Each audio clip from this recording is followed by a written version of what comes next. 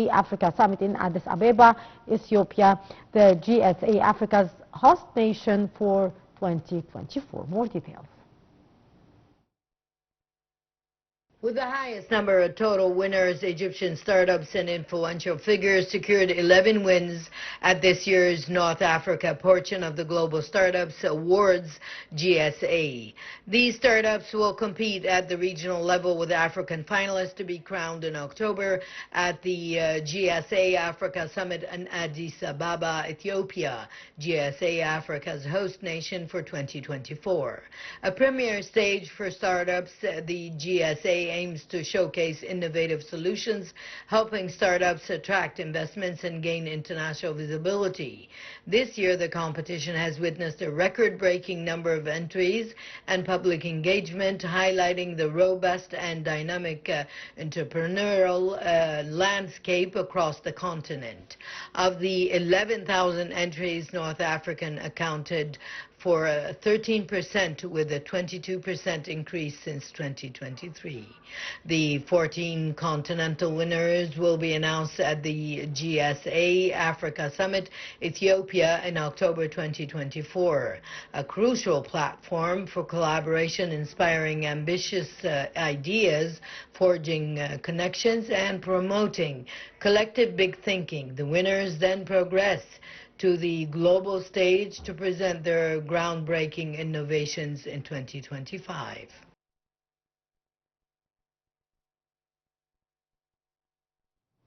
To shed light on the Egyptian-Chadian relations and Egyptian relations with Africa, we are having the pleasure to be joined over the phone by Ambassador Soad Shalaby, former Assistant Foreign Minister. Ambassador Shalaby, good afternoon to you. Good afternoon. Ambassador Shalaby, President Sisi received on Tuesday in New Al-Alamein city Mohammed Idris Deby, the Chadian president, to discuss bilateral relations between the two countries and regional issues of mutual concern. Can you shed more light about this visit by the Chadian president to Egypt? Yes, the Minister of Chad have visited the Minister of Foreign Affairs and have already agreed on some important cooperation relations between the two countries. That is why when President Abdel Fattah el-Sisi met with President Mohammed Idris Deby yesterday in the New Alamein city, the two presidents were emphasizing the deep and long-standing historical relations between the two countries, and also they stressed on the commitment to provide full support from Egypt to Chad in different fields, in transfer of technology, in transferring Egyptian expertise, in building capacities. So the two countries enjoy very friendly relations, very close relations, and the role of Chad in the region is very important. That is why Egypt depends on Chad in stabilizing the relationship in the region. Yes, indeed. Also, President Sisi earlier underlined the importance of giving momentum to economic integration in order to promote the prosperity of the African people and enhance peace and security in the whole continent. What's your take on that, Ambassador Shalaby? Well, of course, you know that the African continent is a very rich continent, and it has many potentials, and it's a home for at least half of the fastest growing economies in the world. It is very rich in resources, and that is why we are diversifying our relations with many countries in Africa in order to reach the global economy and to have a global market and to have the Africa as an engine for global growth. So the vision of 2030 in whether it is in trade, in economic development, in facing all the challenges and using the opportunities that are there in Africa and in African countries. That is why the visit with the President of Chad is very important in order to stabilize the relations, trade relations, economic relations, and also encourage the private sector and the companies and to attract more investments in Chad. Of course. Doctor, how did Egypt's chairmanship of the COMESA enhance the status of the Egyptian products in the African continent? Well, Egypt is a very active member of COMESA, and also other countries in the region. There are more than 19 countries, 22 I think countries in COMESA, and they are benefiting from the tax the relief of tax between these countries, and the trade is increasing. The investments opportunities are more than increasing also, and of course the FDI and the business opportunities between the COMESA countries are increasing because these countries have a lot of resources. They have a lot of experience in business and in trade, in industrial development. Yes. So that is why they are able to attract more foreign investments. Indeed. Doctor, what are the Egyptian products with major export potentials to the COMESA countries? Egypt is very rich in agricultural products, and of course the energy that is produced from the natural resources that are found in these countries. So there is natural oil and gas that has been found in many countries in Africa, and that makes it easy for the industrial cooperation to take place, and also for Egypt to establish different companies that are based on exploiting natural resources of these countries. So Egypt exports agricultural products, semi-finished industrial products, medical equipment, of course infrastructure. There are many plants that are companies that are doing plants and buildings and small industrial projects are also hospitals and things like that in COMESA countries, COMESA member countries. Indeed. Ambassador Shalaby, what are, from your point of view, the hurdles still hampering the full implementation of the free trade agreement in Africa? Well, of course, each country has its own legislative and rules and and they have their parliaments.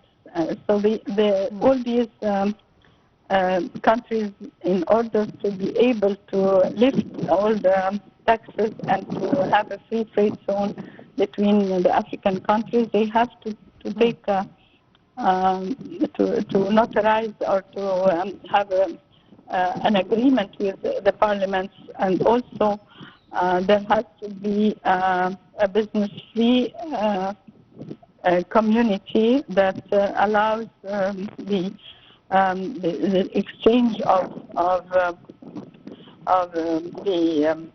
the transfer of cash and a transfer of capital, the transfer of goods and services. So there has to be lines of communication between these countries so there are many obstacles that are still needing to be solved, whether it is from the legislative part or from the practical and the guarantees for investment and the guarantees for trade and the banking and the insurance companies that have to be covering all these investments in the field of trade and exchange of goods. Yes. What other fields other than the food commodities can Egypt engage in with fellow African states, and what sectors that deserve extra efforts from the Egyptian businessmen to work in? Well, there are lots of expertise that Egypt has that could be extended to other African countries, especially through the Egyptian experts who are sent by the Ministry of Foreign Affairs in order to supply the African countries with their expertise. So human resources are very important, and education, of course. Egyptian scholars could be sent to universities, to schools, in order to be able to educate the African students. Also, there has to be more lines of transportation, like, for instance, roads and airlines and trains and shipping lines between these countries, so that people can travel without problems between one country and another. Yes. And we can lift the visa problems and lift all the the problems of barriers in the borders between countries, so that small and medium entrepreneurs could be able to travel from one country to another. Yes. Ambassador Shalaby, do you believe that more effort should be exerted from the private sector in order to increase our trade cooperation with our neighboring states in Africa? Yes, of course, private sector should have a bigger role, but as you know, it is always difficult for the private sector to move alone. It has to be supported by the government. It has to have guarantees by the government.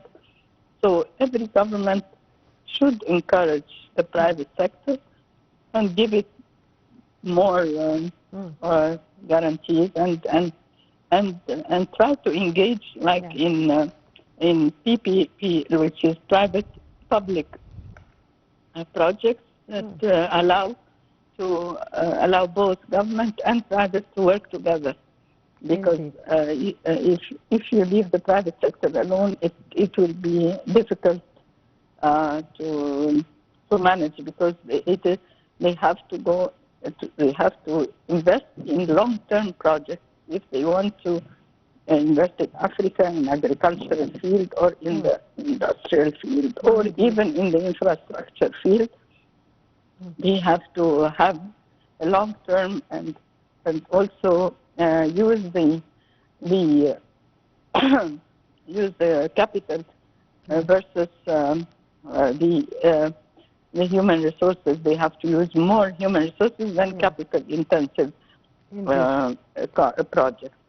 Ambassador Soad Shalaby, former Assistant Foreign Minister, thank you so much for your very precious input.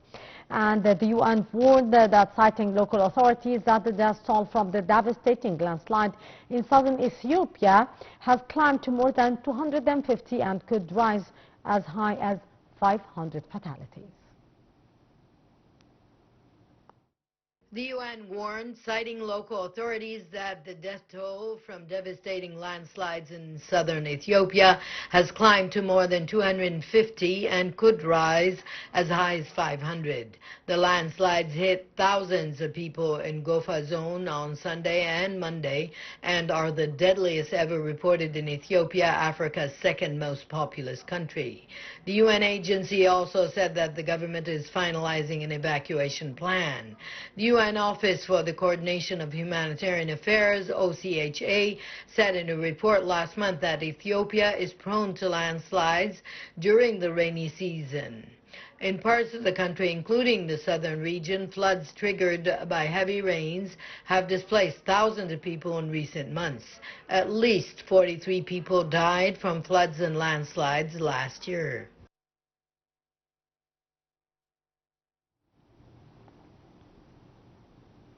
A severe food crisis is intensifying across Africa, driving millions of people into heightened risk of hunger and starvation, fueled by the combination of factors including the war in Ukraine, regional conflicts, extreme weather events, and ongoing effects of the COVID-19 pandemic. Hunger threatens the lives and well-being of vulnerable communities and people, particularly women and girls. A severe food crisis is intensifying across Africa, driving millions of people into a heightened risk of hunger and starvation, fueled by a combination of factors, including the war in Ukraine, regional conflicts, extreme weather conditions, and the ongoing effects of the COVID-19 pandemic. Hunger threatens the lives and well-being of vulnerable communities and people, particularly women and girls. A UN report said that a goal to eliminate global hunger by 2030 looks increasingly impossible to achieve, with the number of people suffering chronic hunger barely changed over the past year.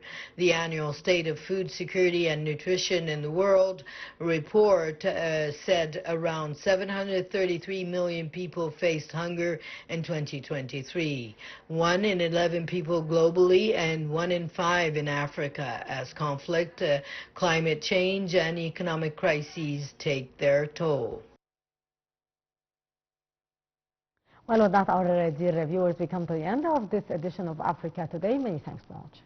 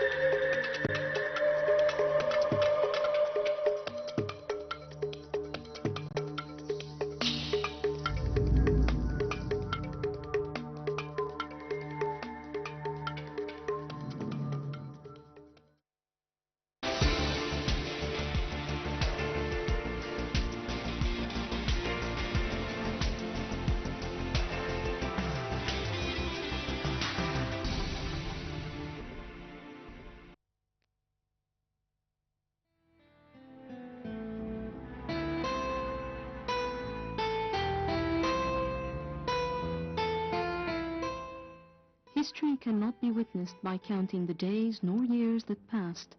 It goes far beyond this. History can be easily monitored, felt, and relived through the works left to us by artists through the years.